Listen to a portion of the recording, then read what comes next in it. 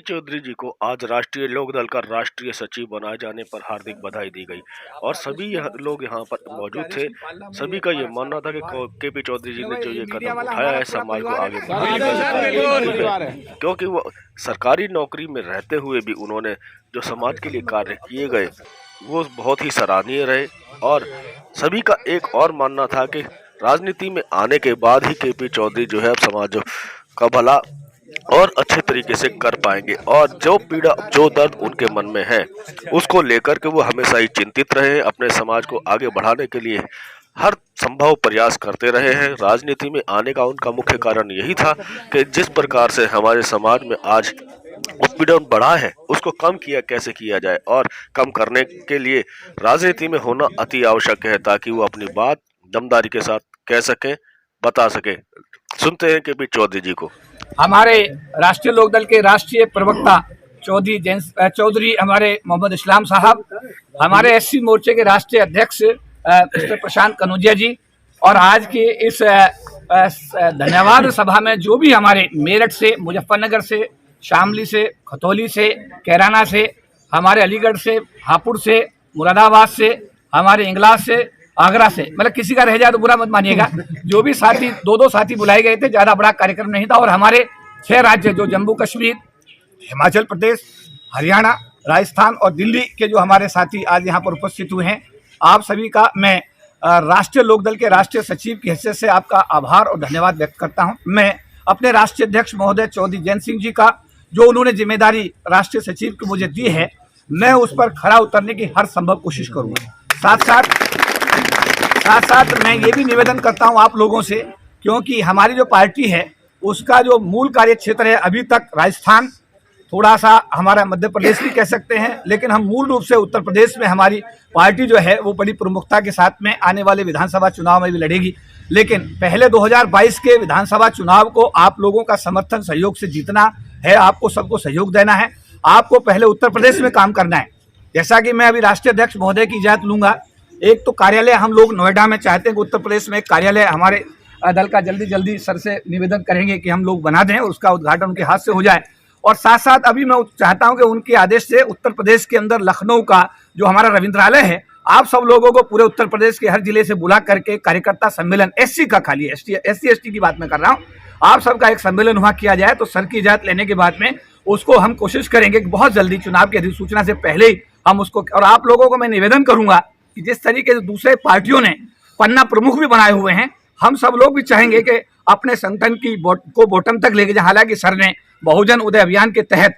हमारे एससी समाज के लोगों को उत्तर प्रदेश में जिम्मेदारी देने का ऐतिहासिक कार्य किया जो आज तक किसी पार्टी ने नहीं किया है। तो मैं ये उम्मीद करूंगा सर के नेतृत्व में, सर के मार्गदर्शन में राष्ट्रीय लोकदल अर्थात गठबंधन की सरकार आप सबके सहयोग से, आशीर्वाद से बनेगी और आने वाले समय में हमारे जो अनुसूचित जाति समाज के लोगों के साथ, जनजाति समाज के लोगों के साथ जो जायजती हुई, जैसा मैंने अभी आगरा की रैली में भी कहा था कि हमारे सर उस समय जब हमारी बेटी हाथरस की, हमारी बेटी के साथ रेप हुआ, उसकी हत्या हुई, उसको जला दिया गया, तो सर उसको न्याय दिलाने के लिए हाथरस की भूमि पर आपने सबने देखा कि आंदोलन कर रहे थे, पुलिस के डंडे खा रहे थे। ऐसा कोई राष्ट्रीय अध्यक्ष मैंने किसी पार्टी का नहीं देखा जिसने हमारे समाज की बेटी को न्याय दिलाने के लिए इतना बड़ा मतलब त्याग किया हो। तो मैं चाहूंगा कि आप सब लोग तन मन धन से इस हमारी पार्टी को सहयोग करें। विशेष रूप से मैं एससी समाज के लोगों को कहना चाहता हूं कि कई बार डाइवर्जन की बातें जब होती हैं और ए और बी टीम की बात होती है, तो मेरा यही कहना है कि आपको एक बहुजनों की सरकार यानी गठबंधन की सरकार बनानी है, आपको राष्ट्रीय लोकदल गठबंधन की सरकार बनानी है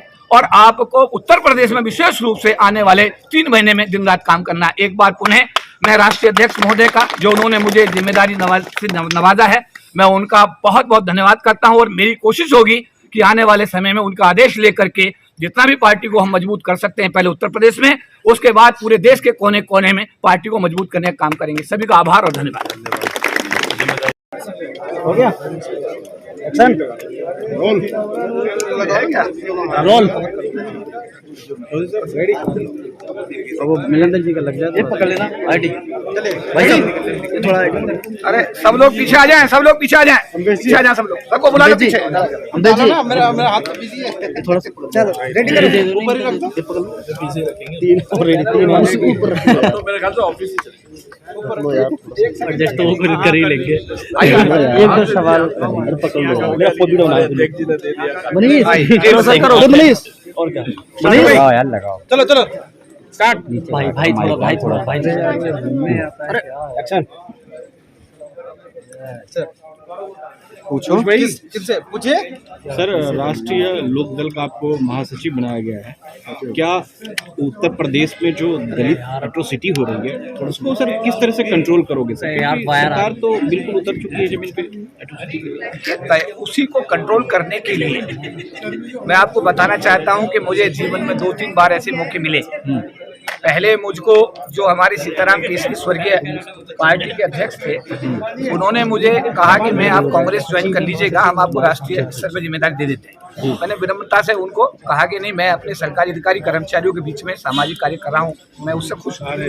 उसके बाद में फिर जब सूरज भान साहब हमारे गवर्नर थे उत्तर प्रदेश के, तो उन्होंने भी मुझे कहा कि अटल बिहारी वाजपेयी साहब के पास मुलाकात कराने ले गए। उन्होंने कहा कि आप ज्वाइन करिए। मैंने कहा नहीं, मेरी विचारधारा नहीं मिलती है और मैं आपका आभार धन्यवाद करता हूँ। मैंने चौधरी जैन सिंह जी का जो व्यक्तित्व देखा है, जितना मतलब बाबा साहब अम्बेडकर के प्रति, मान्यवर काशीराम मिशन के प्रति, और सबसे बड़ी बात यह है जो मेरा समाज जिससे मैं आता हूँ, उस समाज के प्रति चौधरी जैन सिंह जी का जो अपनी सोच है, उस सोच से प्रभावित होकर के मैंने तय किया कि मुझे सरकार की नौकरी अब छोड़ देनी चाहिए। और मैंने 14 अक्टूबर 2021 को, जिस दिन बाबा साहब अम्बेडकर ने बौद्ध धर्म स्वीकार किया था, 14 अक्टूबर 1956 को, मैंने उसी दिन सरकार की नौकरी से इस्तीफा दिया।